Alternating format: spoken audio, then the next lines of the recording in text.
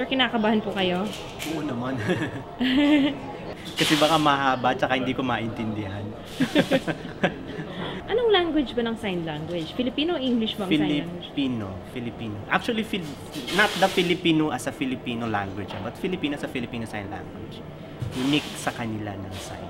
So para siyang ibang language completely? Yeah, it's a entirely different language. Ngayon, as an interpreter, ang ano mo naman is to bridge that, yung language na yon and the language na maintindihan nila.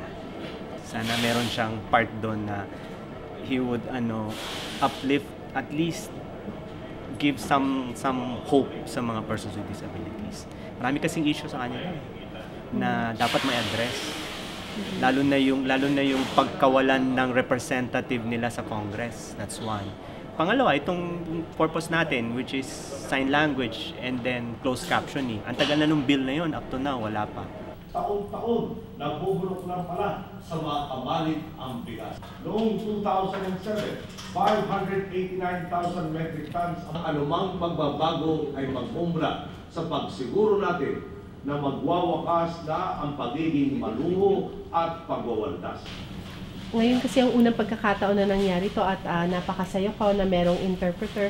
Kasi dati walang interpreter, hindi namin alam kung ano nangyayari sa gobyerno. I admire Noy Noy. I really like his message this afternoon, but I hope that he will work hard for our country.